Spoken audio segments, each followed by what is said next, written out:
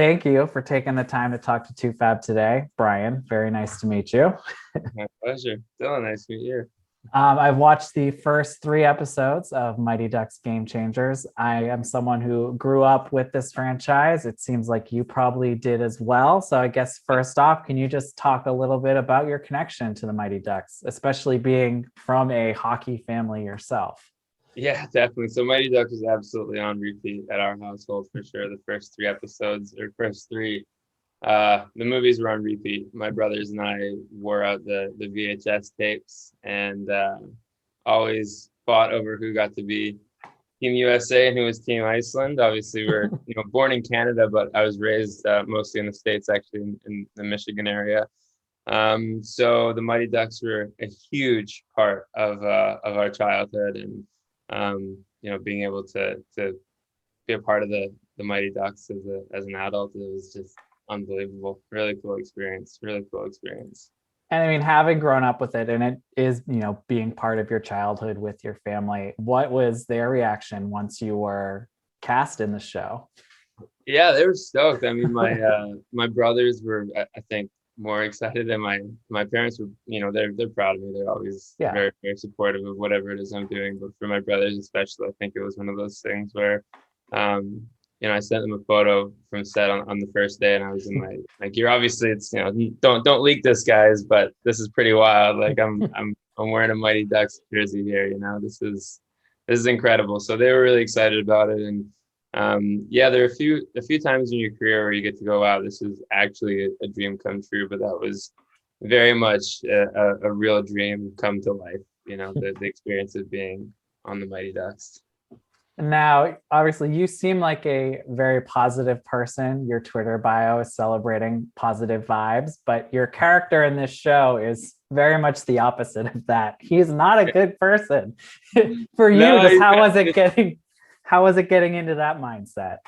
It's fun. I really enjoy playing sort of darker characters because I think finding humanity in those people is always fun for me. And it's interesting because Coach T he's a younger coach, right? Like, I think a lot of people assume that a coach is going to be a bit of a grizzled veteran, whereas in my experience, especially in academy hockey, which is what the Mighty Ducks have become, this sort of powerhouse organization, you do see these people who maybe had an injury along the way or something hung up their career that prevented them from playing pro hockey, so they end up pursuing it in another capacity, and a lot of the times that ends up being coaching. So I had seen those guys in their late 20s whose way to the NHL was through youth hockey in their mind, right? So sort of bringing that failure is not an option mentality to this younger guy who's coaching literal kids. I think it's just there's something innately hilarious about that, and sort of expanding on that, on his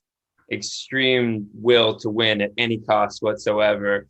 That was something that I had seen before, and I think that sort of in and of itself can sort of take some of the humanity out of a character just being so focused on a goal, and that was fun to do with Coach T. I really enjoyed playing him. And like putting down children, it's funny to watch while also sad, but it's a comedy and a drama all at the same time.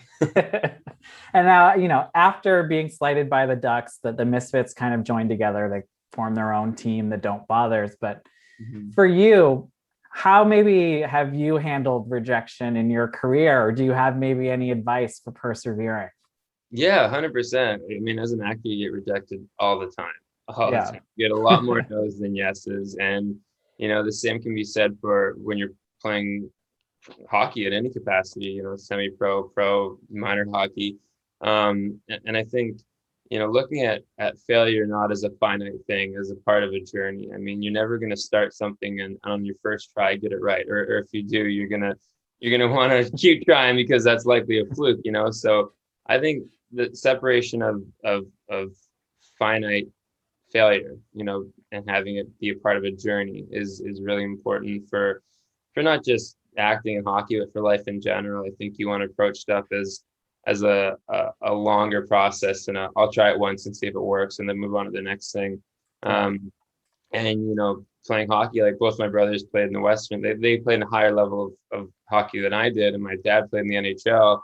I never got close to the NHL, but I considered that a part of my journey to acting. So I never felt like I failed at a hockey career. I felt every lesson I learned along the way and figuring out things that didn't work in hockey, but how will I apply myself differently in film and acting to sort of make sure that those lessons didn't get, lost in the process. So just looking at it as a process as opposed to a one-time try type thing. It makes failure a lot more digestible and a lot easier to handle. And I mean, you've gotten to find also ways to incorporate both of these things together. You've done a lot of projects now where you've got to do hockey while acting. Just how has it been to keep finding those projects where you do get to do that? Yeah, it's really rewarding, and it sort of goes back to that whole like what is failure sort of mentality, right? I remember I was in Pee Wee hockey, and the coach is saying, most of you guys, you're not going to win a Stanley Cup. And I said, I'll win the Stanley Cup. And like, okay, Dylan, like, go easy.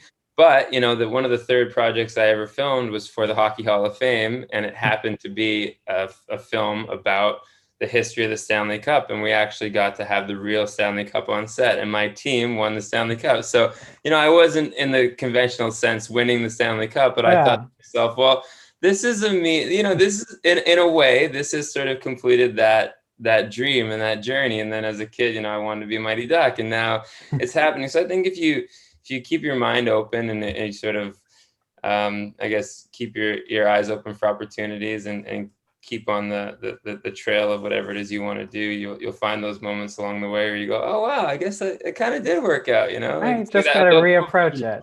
Yeah, exactly. Exactly. It's been really cool. It's been a really cool process. And can you talk a little bit about working with, some of the OGs that are back? We know Emilio Estevez is back. Pictures came out the other day of a lot of the original Ducks also popping up for an episode. Just for you, did you get to interact with them, and what was that like for you? Yeah, so one of the first people I met on set actually was Emilio. Emilio Estevez was on the set the first day that I was there.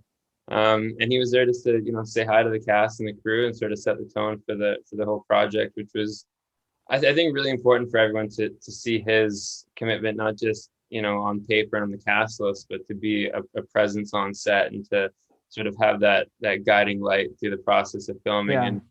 And then to meet him and have him, not just match up with what I had sort of envisioned in my mind, but to exceed expectations. Like a very, very friendly person, a very open, giving performer, and like a really, really cool person to get to know. And I feel really, that sometimes they say, don't meet your heroes, but with Emilio, it's completely the opposite. It was really, really exciting to meet with him and speak with him and be a part of scenes with him, and then to to really coach with Bombay, across from him, I should say, to like be in those scenes was really cool. And Steve Brill set the tone incredibly well. I mean, you can tell it's got the elements that made the original movies so successful, but it's been modernized, I think, in a really, really smart, funny, accurate way.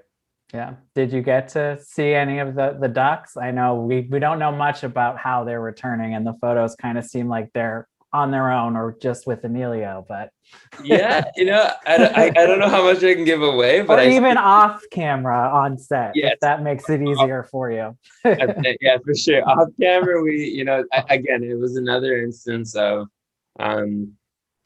expectations and reality sort of melding together really beautifully. Like they've all got really, really level heads, and they were all super excited to be there. And I think they all felt like the elements of the original were still, very present in the reboot, which I think it's everyone's concern when you go back into a formula that's been proven before and has the nostalgia effect as well. There's so many kids like myself included grew up on the Mighty Ducks, and so when you go back and reopen it, it's kind of like, be careful, like don't mess it up because it was so good. It's a lot of pressure. But I really believe it did the series justice, and to have the original Ducks there and to sort of echo that sentiment was really important. Well, I am looking forward to seeing the rest of the Mighty Ducks Game Changers season. I am very happy with what I've seen so far, and good luck with everything going forward. Thank you so much, man. I appreciate you taking the time.